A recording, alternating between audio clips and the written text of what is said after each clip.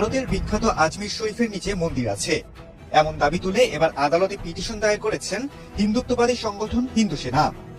গত সেপ্টেম্বরে এই পিটিশন দায়ের করার পর আজমিরের একটি আদালত দাবিটি খতিয়ে দেখার নির্দেশ দিয়েছে। পিটিশনে উল্লেখ করা হয়েছে, আজমির শরীফ হিসেবে পরিচিত সুফি সাধক মঈনুদ্দিন চিশতির দরগায় মাটির নিচে একটি শিব মন্দির রয়েছে। সেখানে আবারও পূজা করার অনুমতি প্রদানের দাবি জানিয়েছেন রিটকারী। কদিন আগেই ভারতের উত্তরপ্রদেশের সম্ভলে মুঘল যুগের শাহী-জামে মসজিদে সমীক্ষা চালানোকে কেন্দ্র করে স্থানীয় মুসলিম বিক্ষোভকারীদের সঙ্গে পুলিশের সংঘর্ষে 6 জন নিহত হন। তারও আগে উগ্রবাদী হিন্দু সংগঠনগুলোর দাবির মুখে উত্তরপ্রদেশের জ্ঞানবাপী মসজিদের একাংশে পুজোর অনুমতি দেয় আদালত। মূলত ভেঙে ফেলা বাবরি মসজিদের জায়গায় রাম মন্দির উদ্বোধন করার পর থেকে এই ভয়াবহ প্রবণতা ভারত জুড়ে ছড়িয়ে পড়েছে।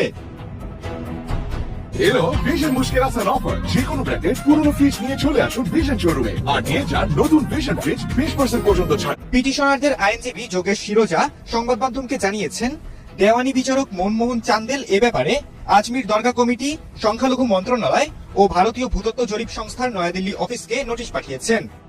পিটিশনে দাবি করা হয়, আজমির শরীফের চারপাশে হিন্দু ধর্মের মৃৎশিল্প ও খোদাই রয়েছে।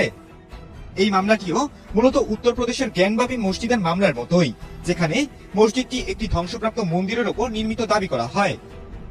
আদালতের নির্দেশে দেশটির সংশ্লিষ্ট কর্তৃপক্ষ সেখানে ইতোমধ্যে একটি জরিপ পরিচালনা করেছে এবং মসজিদের একটি অংশে পূজার অনুমতি দিয়েছে। মথুরা শাহী ঈদগাহের জমির মালিকানা নিয়েও একই দাবি করা হয়।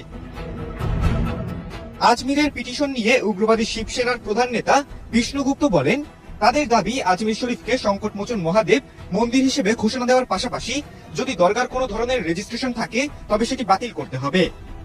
ভূতত্ত্ব জরিপ সংস্থাকে দিয়ে জরিপ করাতে হবে এবং হিন্দুদের সেখানে পূজা করার অধিকার দিতে হবে। খালিদুল ইসলাম তানভীর, এটিএন বাংলা।